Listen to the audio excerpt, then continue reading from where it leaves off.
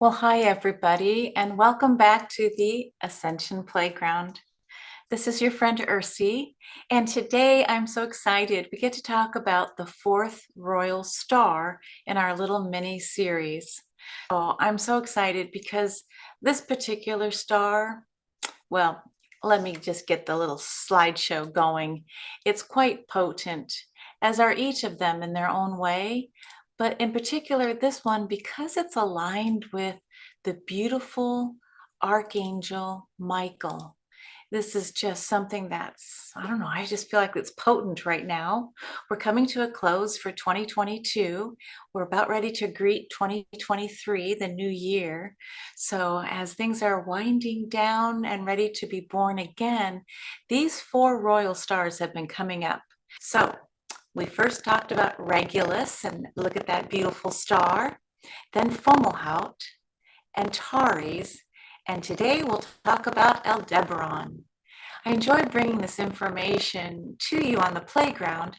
I didn't know I would take such delight in doing the research, putting the imagery together, and then sharing. So let's see.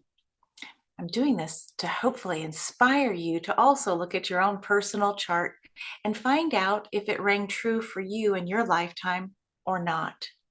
Okay, so here are the four royal stars holding up the heavens, guarding the heavens.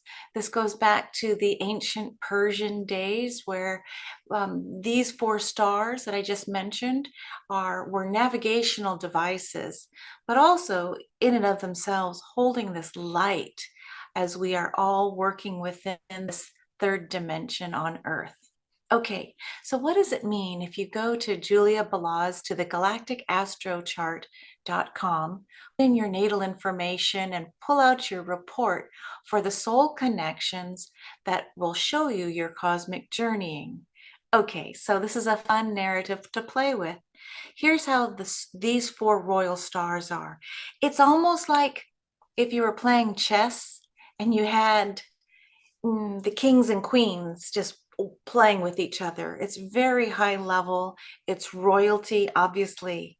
But let's see, when you look at a lifetime and you see these in your chart, you're going to see this clash oftentimes in the early days of childhood, adolescence, or young adulthood, where this duality will show up magnified more so. And it's this clash between light and dark.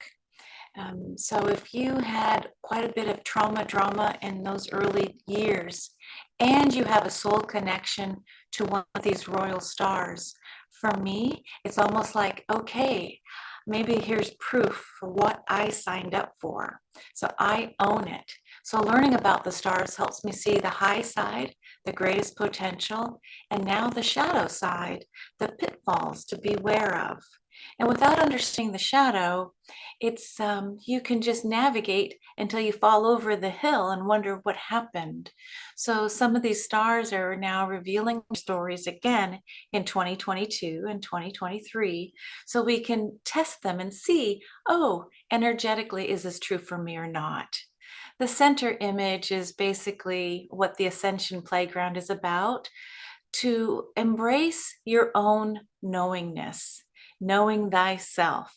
What narrative are you embodying? Are you bringing in? And which ones do you want to discard and say, that's no longer me?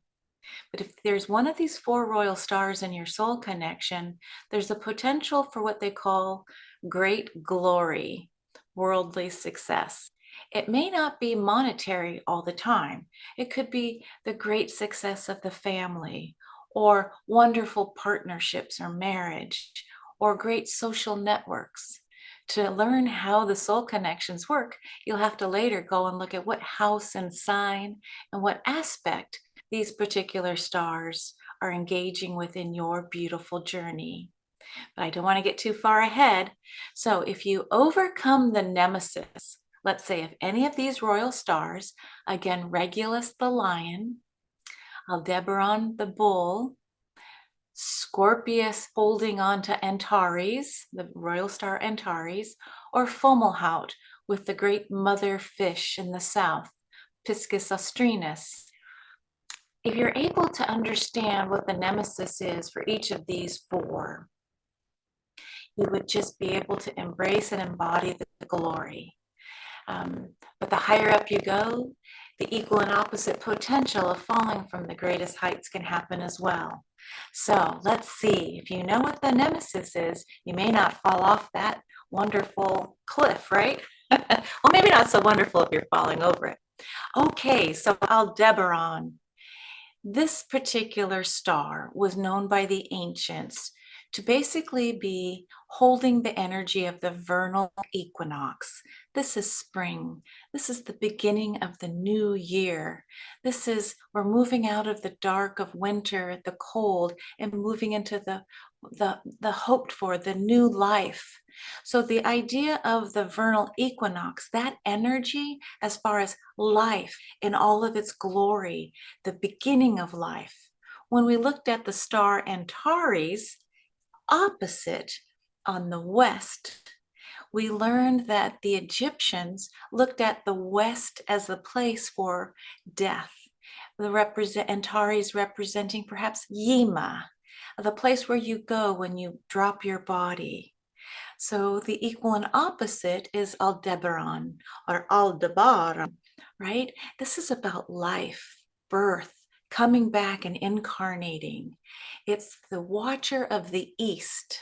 So the sun rises in the east and sets in the west. Do you see how the narrative of following and tracking the heavens, where the sun is reborn every morning and then it sets or it dies in the evening, only again to be reborn the next day? So this energy of birth, of spring, the east is holding this blue ray. So I went to go find a blue pashmina, this blue ray of the Archangel Michael, of Michael. Beautiful. And right next to my little wings here, I found the Kabbalic symbol of Aldebaran. Interesting, right? An X marks the spot. Fabulous. Reminded me of, when you were in middle school or high school with the cheerleaders doing the little batons. Looks like two batons crossed over as an X. So we're holding the energy of the vernal equinox, springtime. Think of Botticelli's La Primavera, the beautiful painting of spring. Okay, so why do we love the royal stars so much? Each of the stars in the heavens shares a beautiful magnitude. But then there are those leaders that are kind of like archangels overseeing the other angels, right? So these are like the top stars, the royal stars. Aldebaran is located in the constellation known as Taurus, Taurus the bull. And this energy is associated with divine assistance. Isn't that just like Michael? For those of you on the spiritual path, you know that we can call in Archangel Michael with his beautiful sword and ask him for protection and to cut away any of the strings or the attachments we have energetically to those that do not bring forward your best and highest for the greater good of your beingness. So interesting, divine assistance with Aldebaran. Again, the blue ray could also be indigo or violet. The element, yes, is earth. Each of the four carry a particular earth, air, fire, water. In this case, Aldebaran is holding earth energy. Now, the 2 days to have fun, really align and attune with this beautiful royal star are May 31st and December 1st. But I'm here to say, if you have a royal star soul connection in your natal chart, you can basically attune anytime to these beautiful energies of calling in royal star Aldebaran to assist you. Okay, so where is it in the sky? Here we've got an old star constellation chart. And if you look over there, you'll see I put a big red circle around the constellation of Taurus. It's a rather large constellation, and the little yellow golden circle is basically where Aldebaran is, holding up the eastern portion of the heavens. And then because I like pictures, I wanted to show you this. If you know in your night sky how to find the three belt stars of Orion, those are the most easily recognizable. Do you see this picture right next to me? You can find the three belt stars and it points right to Aldebaran. And then beyond Aldebaran is the Pleiades. So as we start to go outside and look and see, if you're in the northern hemisphere, it's easier to see the Orion's belt and all that connection with the Egyptian pyramids in Giza, right? So this idea of returning back to Orion after death as an Egyptian pharaoh, riding your solar boat back into the Beltway stars. But here's that beautiful royal star Aldebaran, not too far off. And then right above my head, this big orange circular image. This is showing the scale of how magnificent and large this red supergiant star is in relationship to our sun. So there's the sun, this little dot, and then here's Aldebaran. And right above where you read the Pleiades, you can see that golden light. That is a night sky of Aldebaran. Magnificent. Starting to really teach myself, like, where is it exactly? Another name for Aldebaran is Alpha Tauri. Tauri being Taurus, Alpha being typically, Alpha is the brightest star within a constellation. So it's a red giant star. Some call it the follower. So this was interesting. You have the stars of the heaven, and then here on Earth, over the thousands of years, different cultures looking up at the same stars, calling them a little bit different things. So this idea of the follower is associated with Aldebaran. It basically follows the Pleiades, and I have a chart to show you next. But I wanted to bring this picture of the bull and show you, do you see where it's the left eye of the bull? So when you're looking at the heavens, you're going to be able to eventually see, where's Taurus up in the sky? Let's see, if I follow Orion's three belt stars and they go up, I'll be able to track where Aldebaran is. Oh, and it's only 65.1 light years away from Earth. Not too far compared to other stars. And just had to go find this fun image, right, of Taurus, the sign of Taurus. Here we go with the bull and all the qualities of Taurus that we associate. You know, this idea of connected to the earth. So the idea of divine assistance and Michael. Do you see the star chart I have here? For those of you who love to look at nebulae or nebula, the Crab Nebula is also within the Taurus constellation. So on the face of the bull, you have a cluster, a star cluster called the Hyades. And some say that Aldebaran is actually part of that star cluster. So it's in the constellation of Taurus, and it's associated with the star cluster, the Hyades, on the face of the bull. The shoulder of the bull is where the other star cluster, the Pleiades, is in the heavens.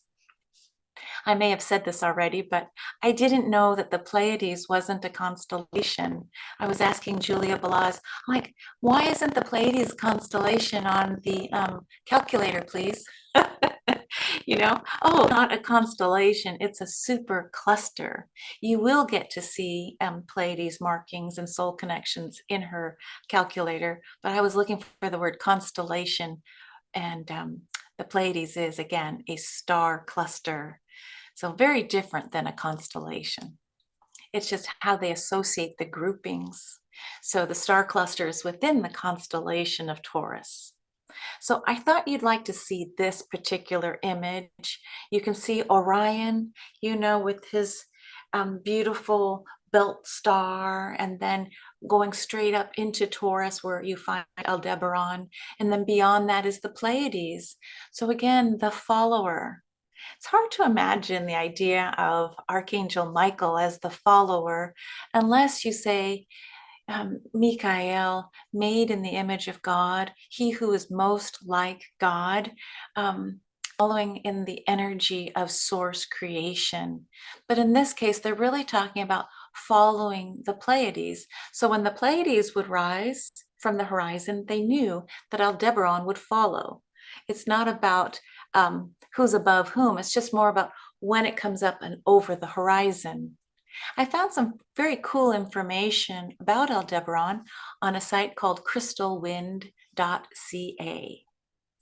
So here is a question that Aldebaran asks.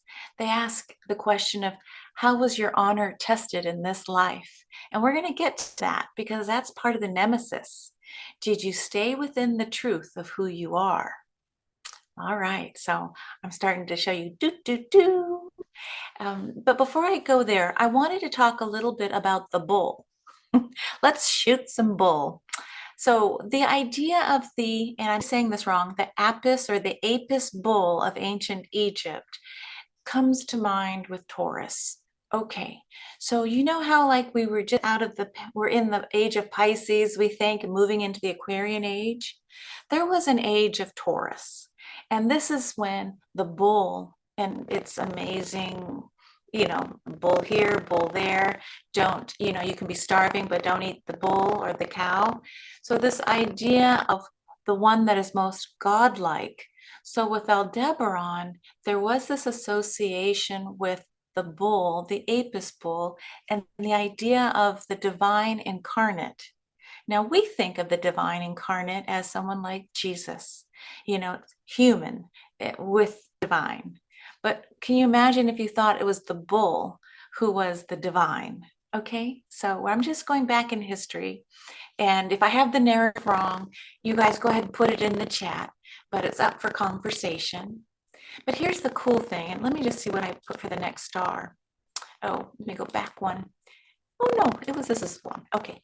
See that funky picture I put up at the very top? That's a funky picture of Osiris. This constellation of Taurus, the bull, has an association with Osiris. I did not know that.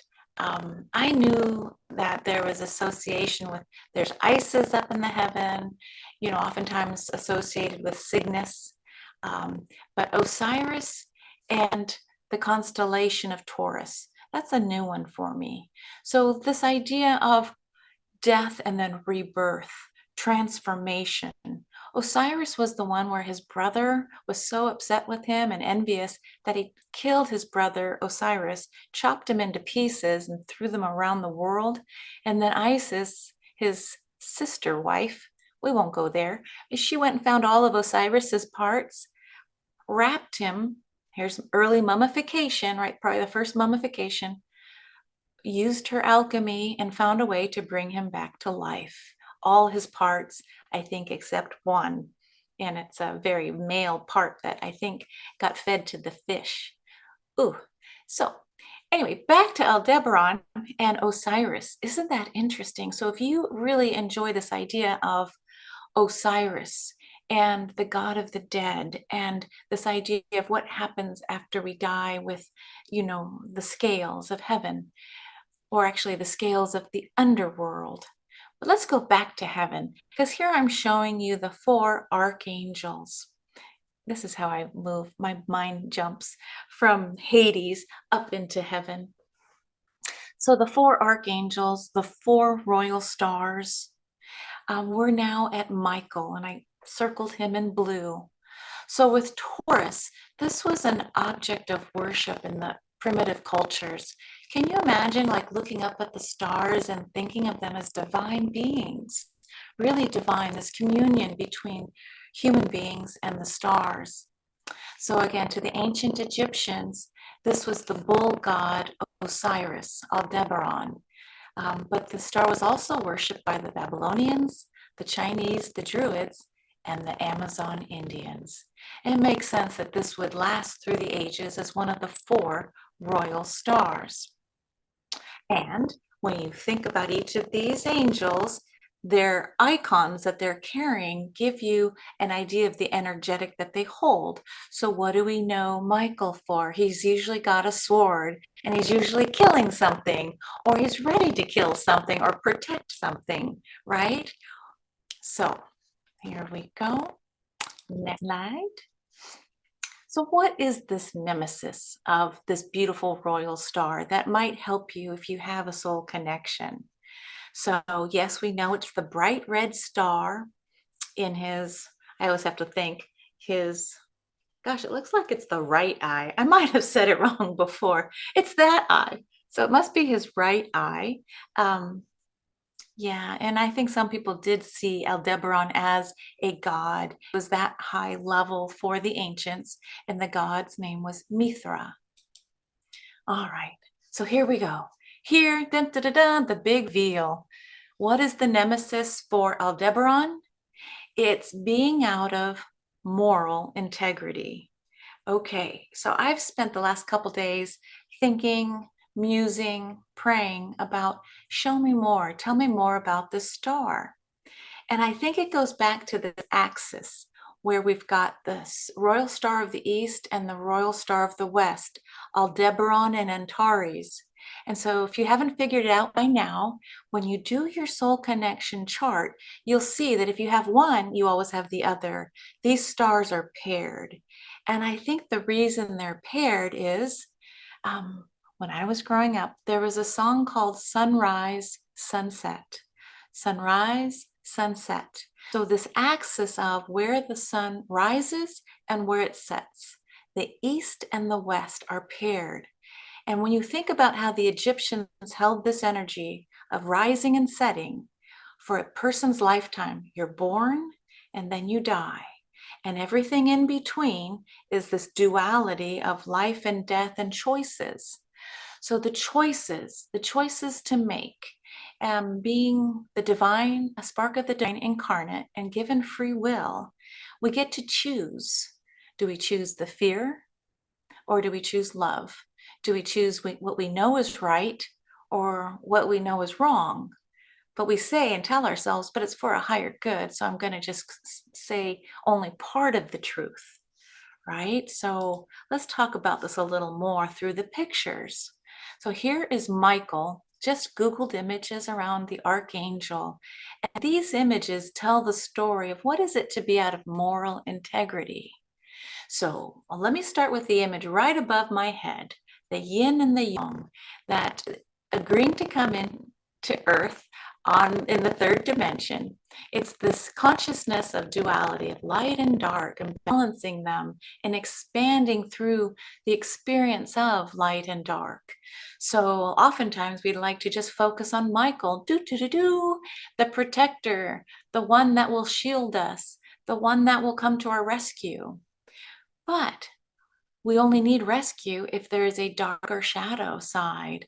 So this energy of the brightest light carrying the darkest shadow, equal and opposites, magnetized towards one another.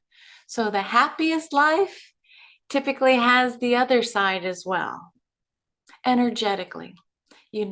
And some of us like to just forget about those dark times, and that's okay. But it's like when you're ready to, look at it and embrace it for what it was without getting triggered emotionally. Like, thank you for helping me expand.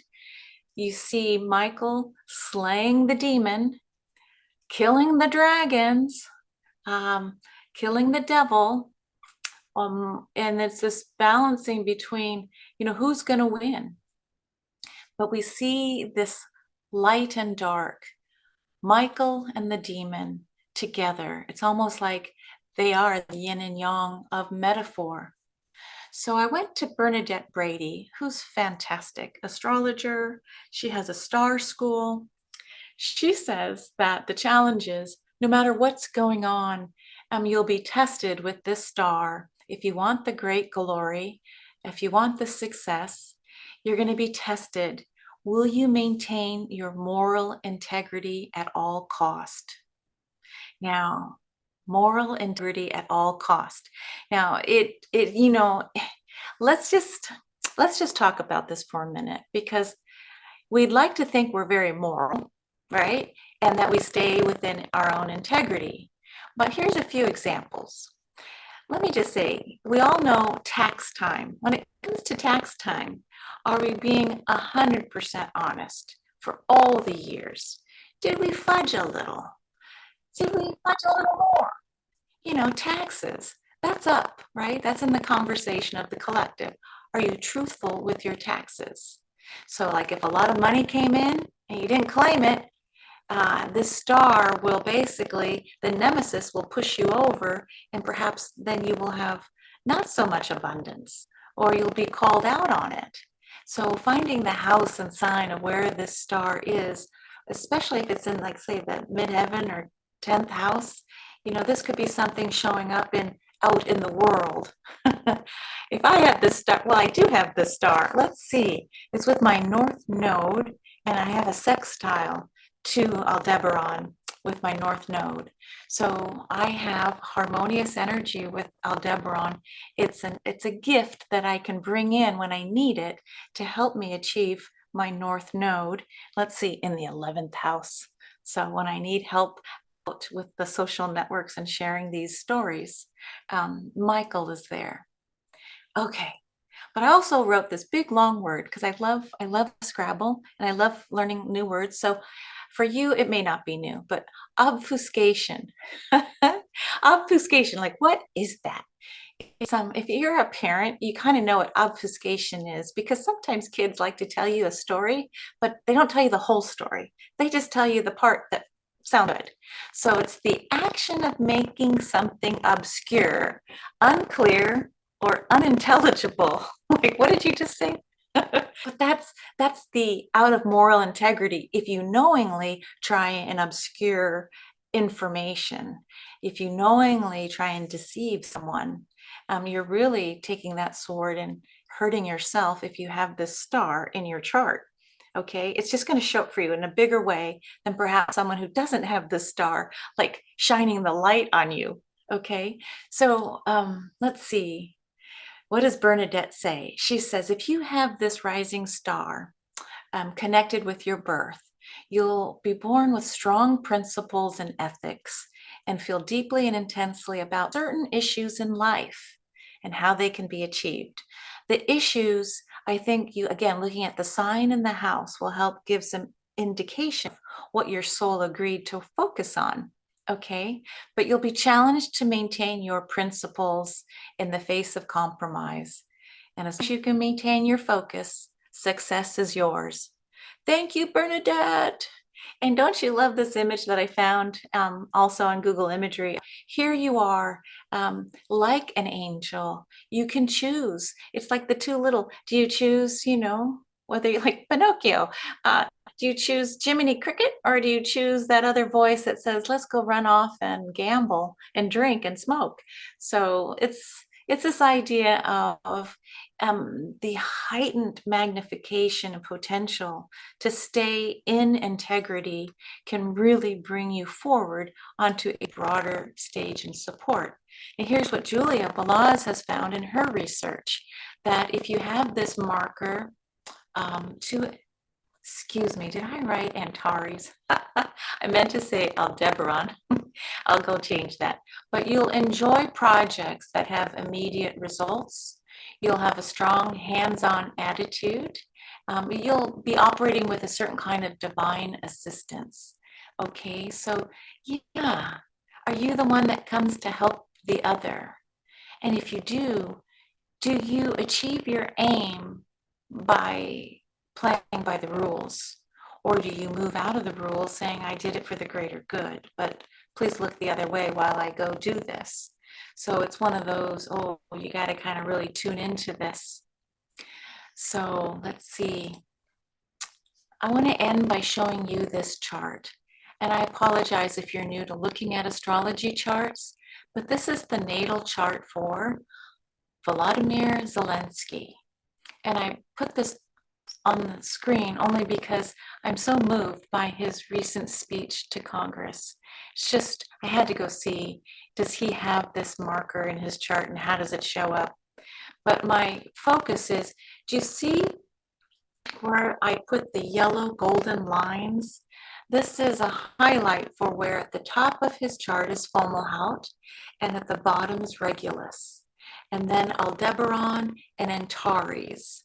So Aldebaran for Vladimir, if I have his correct natal time, which they say is 2 o'clock by word of mouth, he would have this beautiful star sitting in Gemini in the 12th house. Okay, Gemini, the twins, the communications, the mind, in the 12th house of spirituality. So the consciousness for all. So it's interesting. And I wanted to show you, this is how the stars relate to one another. Okay, I'm going to stop sharing here. Now, gee, I know that was a lot. That was a lot. And I got to just tell you, when I think about Archangel Michael, and now I place it with the bull's eye. Get that? Bullseye.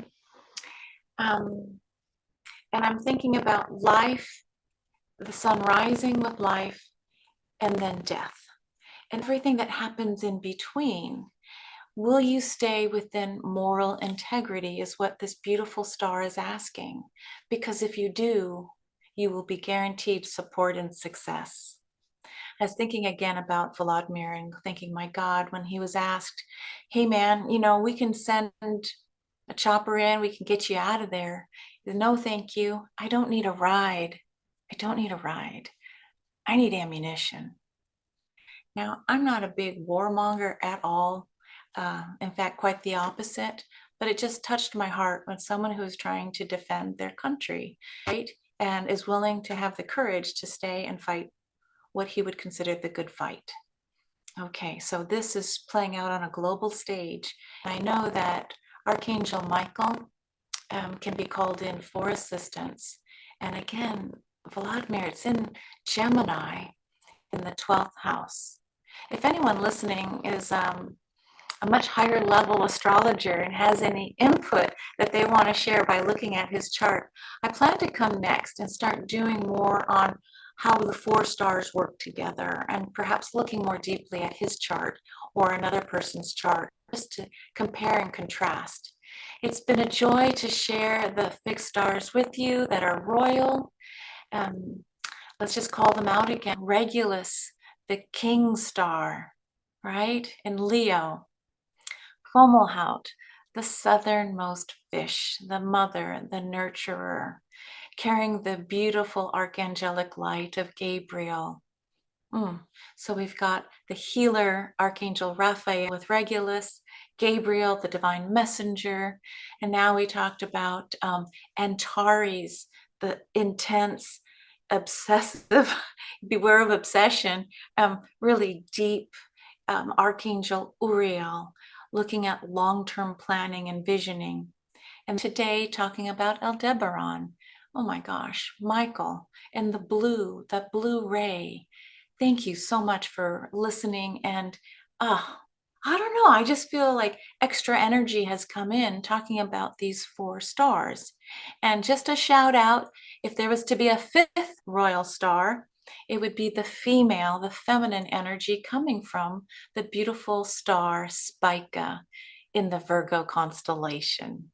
And if you'll check out my playlist, you'll find Spica, S-P-I-C-A. In the meantime, have a wonderful new year, 2023, an age and time of incredible miracles and manifestations. They're all coming our way. Thank you, and see you next time on the Ascension Playground. Bye for now.